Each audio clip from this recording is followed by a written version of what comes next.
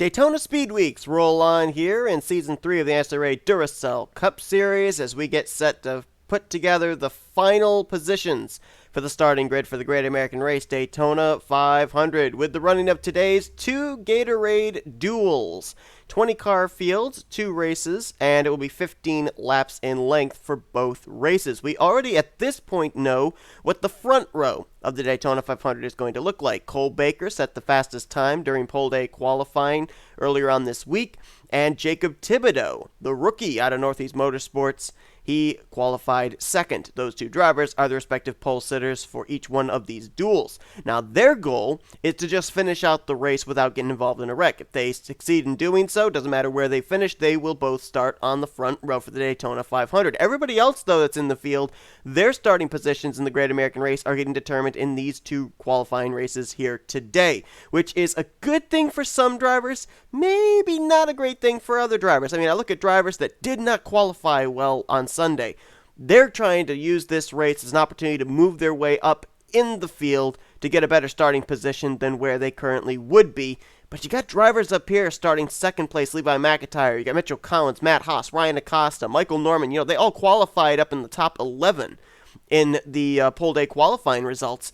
If they finish at the back of the pack, a great run that they had going on Sunday all of a sudden turns into minus 10, 11, 12 positions starting on next Sunday. So, you know, it's kind of a little bit of an Achilles heel for some drivers. It's a saving grace for others, but we're also going to find out, maybe, just maybe, what we can expect in the Daytona 500 and who could be some of the drivers to watch in the Great American Race based off these qualifying events. Let's go down trackside, get those most famous words in motorsports here at Daytona. Drivers, start your engines! You can check down in the description below for the starting lineup for this first Gatorade Duel. The second Gatorade Duel starting lineup is also down there in the description below. And a couple of things that I want to touch on coming into this race. There is the opportunity in this event for teammates to work together, because I look back and I see all 4 of the S3 Motorsports cars in this particular duel. So we'll see if they're going to be able to work together. I believe at least 3 of the Joanna Atwood Motorsports machines are in this duel as well. I know Jonny Gardner is, Ryan Acosta is, and I think James Qualls is back there as well. Yes, he is. So 3 of them there that can work together. So we'll see if teammates can work together or not. I believe both of the KEB Racing Enterprises machines are in this one.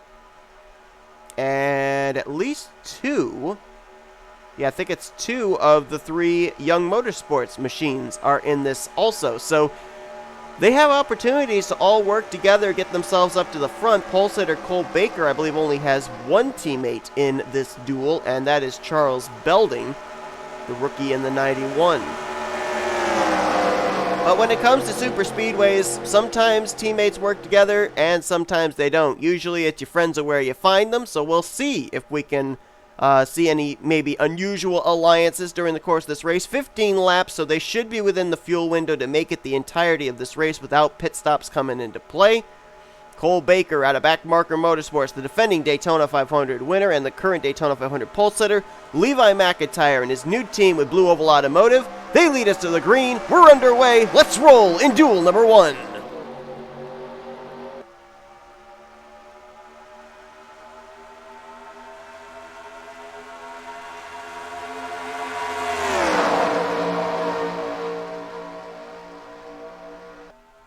Inside line advantage through 1 and 2 as the cars come up through the gears. Cole Baker clears for the lead. Mitchell Collins will clear to second. Tucks up in front of Levi McIntire on that top side. Now Ryan Acosta leads the low line with S3 Motorsports teammates nose to tail, Kyle Mathews and Charles Sandfer.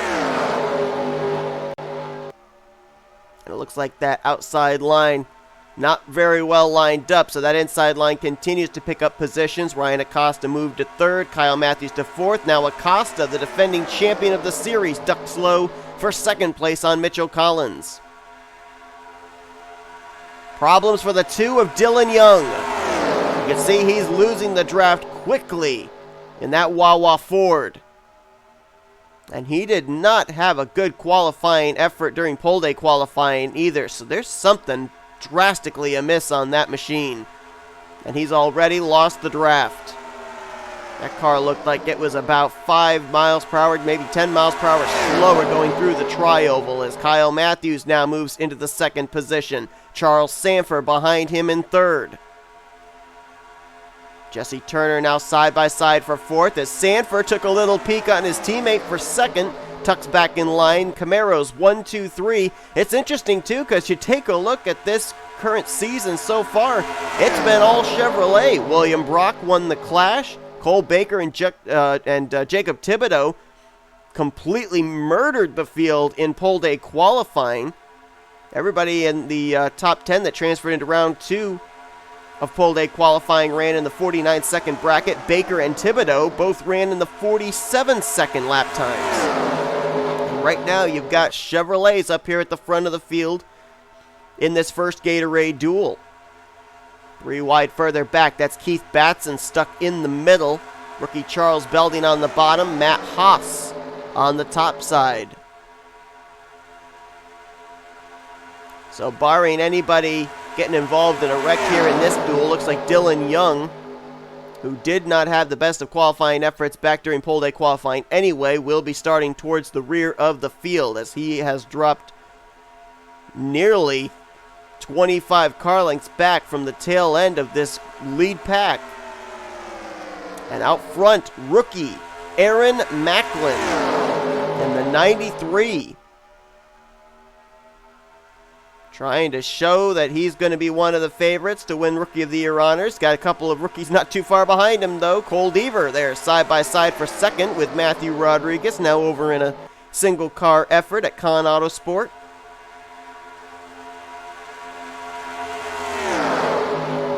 Mitchell Collins is lined up behind Cole Deaver. Matthew Rodriguez has Kyle Mathews up top side with him. Looks like there really is no outside line. Jesse Turner was kicked up to that third groove. Lost some momentum in front of Matt Haas. They're both going to start going towards the back of the pack and have to try and work their way back up. Rookie stripes, 1, 2, Macklin and Deaver. Now, there are no bonus points, obviously. It's a non-points event. This is merely to set up the remainder of the starting grid for the Great American Race. But I think this is definitely some statements going on here by a couple of rookie drivers saying, hey, we can, I know it's a super speedway, but we should be looked at here as possible favorites to win this 500 as well. Right now, it's Ford, Chevy, and a couple of Chevrolets side by side for fifth. James Qualls, the highest running Toyota, side by side for seventh with Kyle Mathews. Top 4 single file, Macklin, Deaver, Collins, and Shelton. Now Belding's going to clear for fifth, so now the top 6 will run single file. 6 laps completed, 9 laps to go. Looks like up at the front they're getting rather settled out, but now there's a battle going to go on here for fourth between Belding and Shelton. I thought for a moment Belding couldn't make the move. I thought Shelton was going to be able to tuck down in front of him. I don't know if Belding forced the issue or if Shelton just decided to move up and avoid getting wrecked. And that kicks her to the top side, and the top 3 are now going to get away as they're side by side for fourth place. Another driver looks like he may be in danger of losing the draft. Keith Batson in the 39. If they keep racing side by side ahead of him, he might be able to draft back up. As now Shelton, after getting kicked to the high side, loses fourth to Belding, fifth to Qualls. Trey Wright going to move to sixth. Jonny Gardner's lined up there as well on that inside line. And 3 of our top 4 now are rookies as Belding joins the top 3. Batson's continuing to fall back. Looks like there might, I don't know if there's something amiss on the Fords or not, because we got some Fords up here at the front. Macklin in first, Collins in third, Trey Wright in sixth, but at this point, the 2 drivers that have lost the draft in this duel are both Ford Mustangs, Batson in the 39 and Dillon Young in the 2. Actually surprised we haven't seen more Toyotas up here at the front. We've got James Qualls and Jonny Gardner up inside the top 10. Cody Llamas trying to crack the top 10 as well. But back during pole day qualifying, in the first round, there were a lot of Toyotas up near the top of the board, which said to me that they really had their cars set up really well for pack racing. Obviously, the Chevrolets appeared to have the good solo car speed. So I'm really surprised that we aren't seeing more of the Camrys up here at the front, at least right now. Maybe they're just waiting, as there's still a little ways to go in this race. Still going to be 6 laps to go when they hit the line. Seeing them start to get formed up back there. Cody Llamas, Matt Haas, Michael Norman all nose to tail. So we'll see if they've got anything to say about this towards the end. But up front, it's a snake.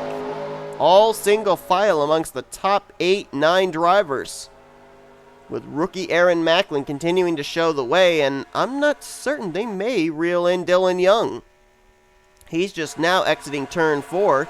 The field is currently on the back straightaway. They are less than half a lap away from catching him. 203 miles per hour is what the race leader is running right now. Dillon Young is having a tough time breaking 185 by himself. So that is over 15 miles per hour difference. I think they may catch that 2 car, and if they do, that could be interesting of how they're all going to try and split him. Mitchell Collins in 3rd place is a teammate to Dillon Young. So would Dillon Young try and help the 22 to maybe start on the inside of row 2 for the Daytona 500? It's what these drivers are all battling for right now, with the exception of Cole Baker. You see him back there. He's just trying to get out of everybody's way, keep his car in one piece, because he could park it right now and he would still start on the pole for the Daytona 500. Charles Belding's the one making some moves. He's now going to get by Trey Wright for 4th. Watch out for him to maybe be the one to try and break up these top 3, as we've got 4 laps to go here in Gatorade Duel number 1. Another Ford's going to lose the draft. Jesse Turner in the 47. Meanwhile, up front, top 5, 6, 7, 8 cars, all single file. Charles Sandfer, Levi McIntire battling. Here comes Belding again. Going to go for 3rd on Mitchell Collins, but nobody's going to go low with him. Now James Qualls goes down there. Thought he might try it 3 wide, and now it turns into a side-by-side battle for 4th between Belding and Gardner, because Gardner jumped up to the outside of Belding. Belding's going to hang on to 4th with the aid of James Qualls, and now tries to reel the top 3 back in yet again. And I am hearing that idling engine of Dillon Young not too far ahead of the race leaders. 3 laps to go. And they are closing. You just saw him off on the left side of your screen. If they catch him on the straightaway, that'll be a good area for them to pass him, as obviously he is much slower than these guys are. But if they catch him in the corner, that could wad everybody up and make things very interesting. And they're going to catch him right into the entrance of turn 3. So now where does everybody go? This will at least have Dillon Young back up to speed. He'll be able to mesh with this group, but Macklin's going to go low. Deaver stays up high, and that's going to cost him, as now Mitchell Collins is going to go low for 2nd place. 2 laps to go. And everything got broken up because of this. Macklin's going to be out ahead by quite a margin. That could be a bad thing for him. Mitchell Collins now with drafting help from Charles Belding. Charles Sandfer right behind him, now to 4th. Shelton offering drafting help to her teammate Sandfer. She's in 5th. And Kyle Mathews there as well. S3 Motorsports lined up nose to tail. The 030209.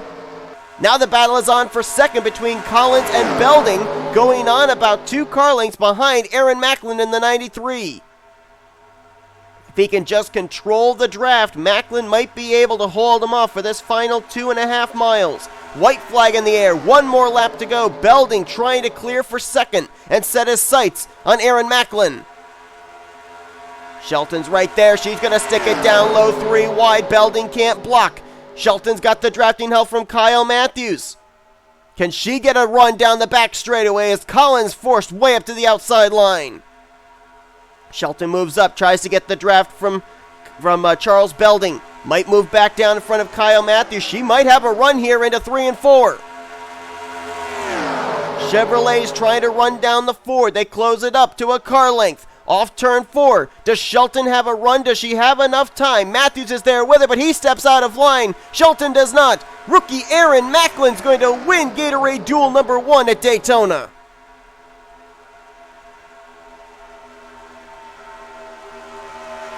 What a statement for the second entry out of KAB Racing Enterprises.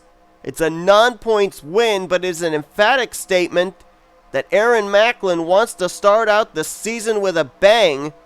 He will start third for the Daytona 500 behind Cole Baker. Jessica Shelton will be 5th. Kyle Mathews will be 7th. And it looks like Matthew Rodriguez, who finished behind Daytona 500 pole sitter, will be starting the Great American Race in the 9th position with his 5th place run. When Aaron Macklin got to the lead, he was the Pied Piper. Everybody was following him. But I thought maybe that lap machine of Dillon Young was going to hurt him as he was able to break away a bit from the rest of the field. They almost ran him down. Maybe if they had one more lap, they might have been able to, but Macklin was able to control the draft, hold off the S3 Motorsports cars, and picks up the victory.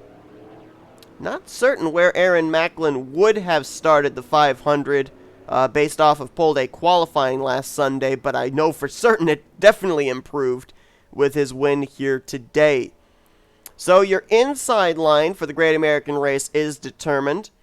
And you can see back there a lot of drivers that lost the draft. All of them Fords, Turner, Batson, and Dillon Young, who got lapped. The last 4 drivers in the running order all were Ford Mustangs. And I mentioned about the fact, drivers that had great runs during pole day qualifying, maybe not getting good performances here today and dropping through the starting grid. Levi McIntire, he would have started 3rd in the 500 had we not had the duels. He's going to be starting, looks like around the 27th position in the grid. And Matt Haas, he was also up in the top 10 of the starting grid, and he's going to be starting 31st in the Daytona 500. So, you've got some drivers that improved, some drivers that faltered, but that's how these duels work. Stay tuned. After this commercial break, we'll be right back and get set for Gatorade Duel number 2 here from Daytona.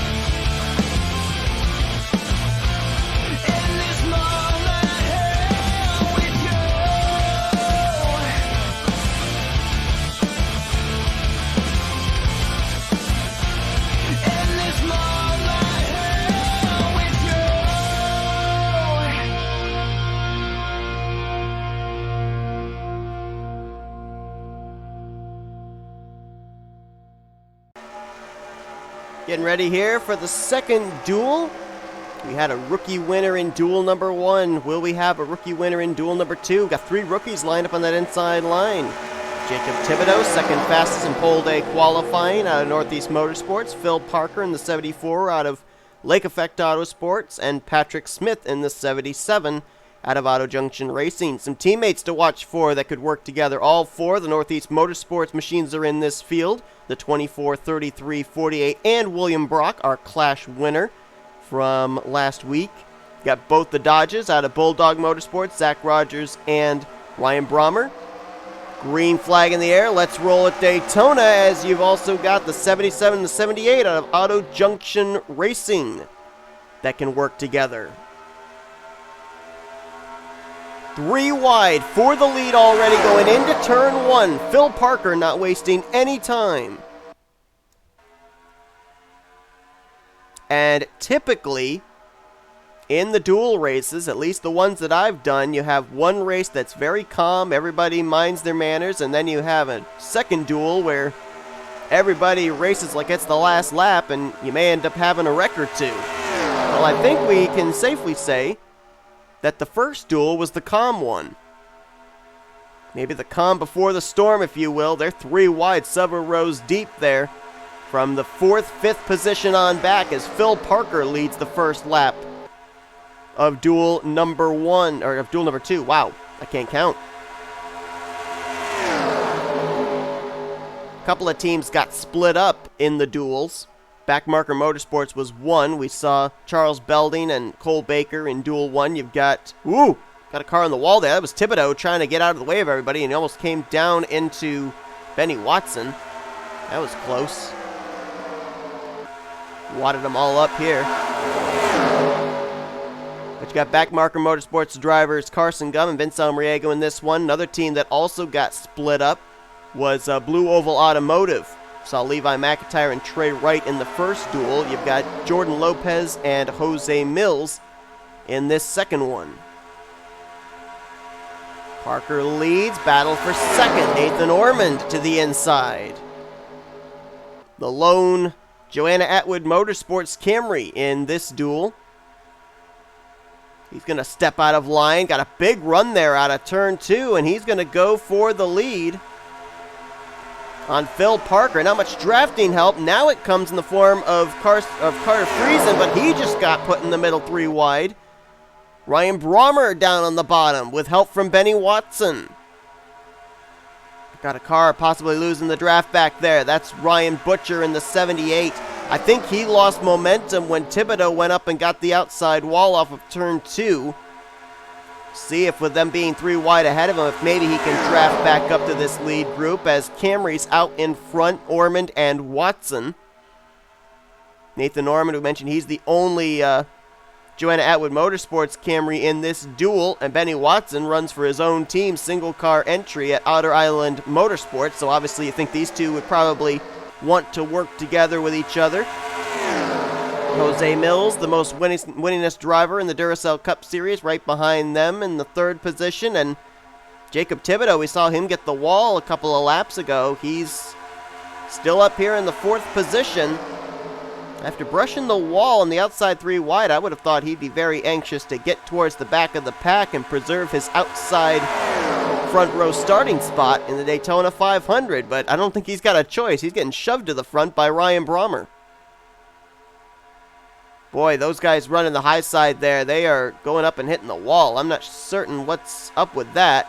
LaPlante, Mitchell, and Saatchi all just did it, and look at this. Jacob Thibodeaux wants to win the duel. Now, if Thibodeaux did win the duel, then the outside of row 2 starting position would actually go to the driver that finishes second. I probably should have mentioned that back in the first duel, but Cole Baker seemed to kind of fade back a little bit, and so it didn't really seem like it was a point worth making.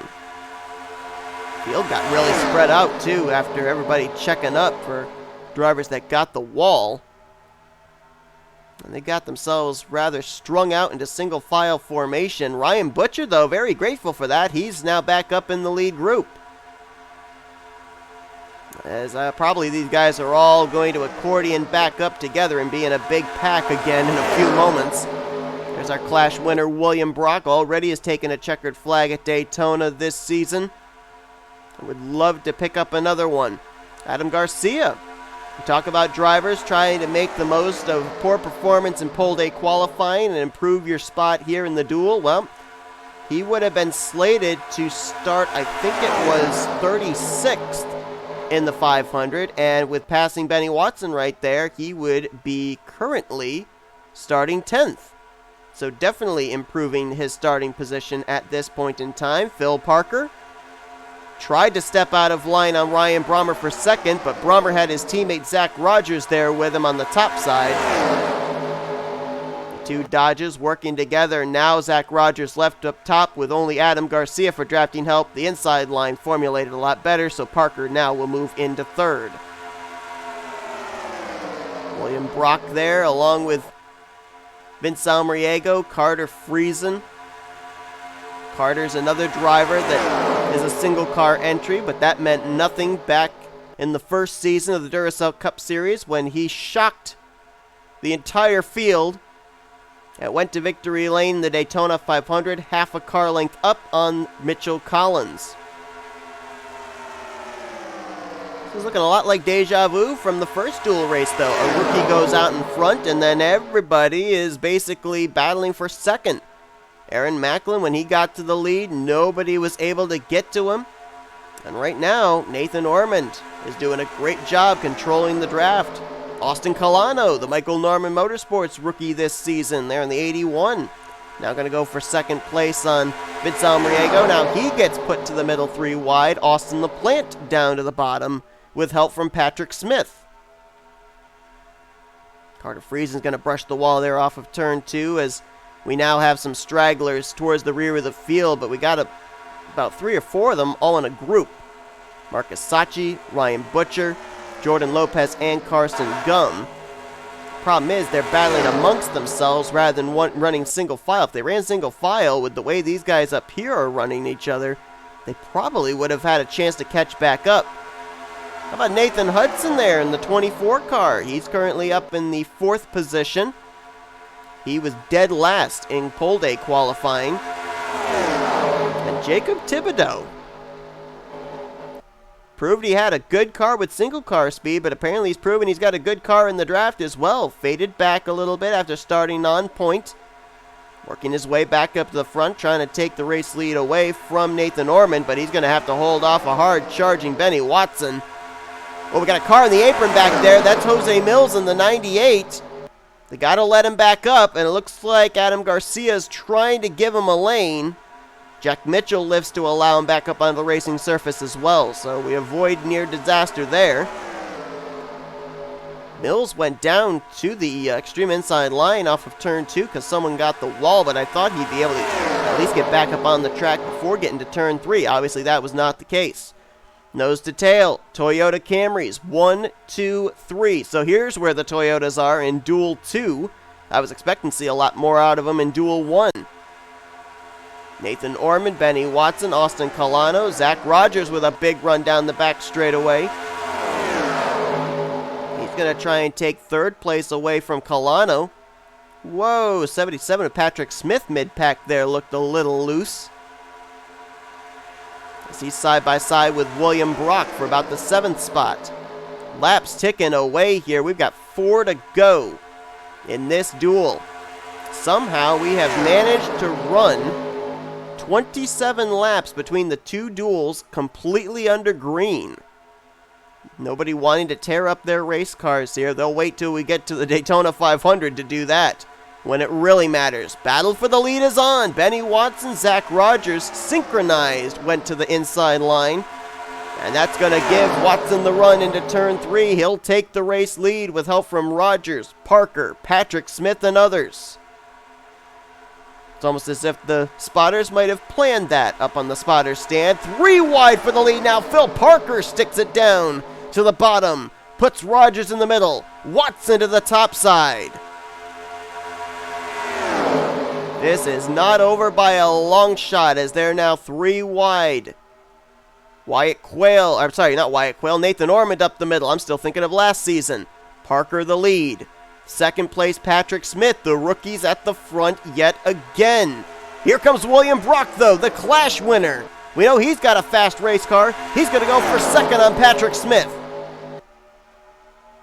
Jacob Thibodeaux still up there in the mix. He's trying to maybe push his teammate William Brock to the win because that would be a teammate that would start behind him when the green flag drops in the Daytona 500. 2 laps to go. Parker the lead. Brock in 2nd. 3rd place might be 3 wide by the time we get to turn 1 as Nathan Hudson sticks it low on Vince Almariego.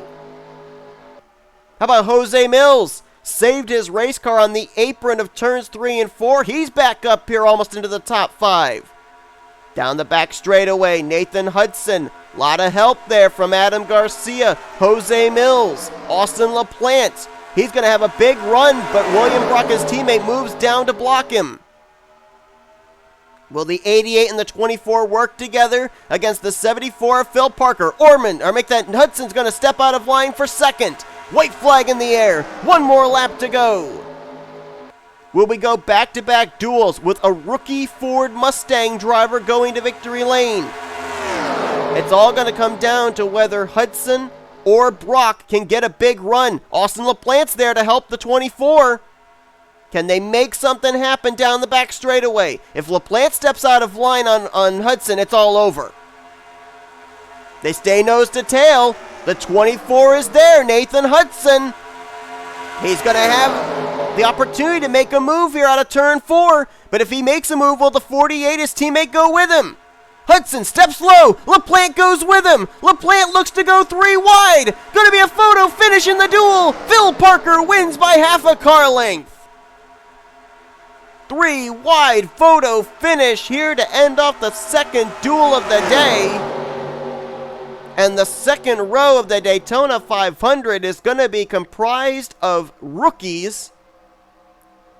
How ironic is this? It's going to be rookies, Ford Mustangs, and entries that were second cars added to one-car teams last year. Aaron Macklin was a 93 ride put together as a second entry for the then single-car team KB Racing Enterprises. The 74 that Phil Parker drives was a second entry put together by then single-car team Lake Effect Autosport. So it'll be a couple of Chevys, Cole Baker and Jacob Thibodeaux, who will be pushed to the green by a couple of Fords, Aaron Macklin and Phil Parker. Everybody managed to stay on the lead lap for this one, but you saw those stragglers at the back. They never were able to get back up to the front. Marcus Saatchi, Ryan Butcher, Jordan Lopez, and Karson Gum. So based off the finishing results, Phil Parker will start the 500 in 4th, Nathan Hudson 6th, Austin LaPlante in 8th, and Carter Friesen will be 10th. The rest of the outside rows will be determined by where all these other drivers finished. And you go back and you look at drivers that, again, would have had a great run, a great starting position. If we did not have the duel, one driver that stands out, Patrick Smith in the 77. He would have been up there inside the top 10. Looks like he'll be starting around the 26th position when the green flag flies for the Great American Race. Wow. That second duel was exciting. The first duel kind of boring. Nobody really was able to make a move, but at least we had a nice 3-wide photo finish there for the second duel, and Phil Parker took the checkered there. Aaron Macklin the checkered in duel number 1. So the starting grid for the Daytona 500 is set, and that is next on our agenda. Hope you guys enjoyed today's duels from Daytona. If you did, be sure to like, subscribe, to become part of the crew today. We have shown you your full finishing results, and we will see you guys on Sunday for the Daytona 500 third running of the Duracell Cup Series Daytona 500. Carter Friesen won the first in Season 1. Cole Baker won the last in Season 2. Will we see a repeat winner? Odds say no. Who will take the checkered flag in the Great American Race? We'll find out on Sunday. Till then, I've been Seth Cole. You've been watching a production of the NNSCRA Offline Racing at its best.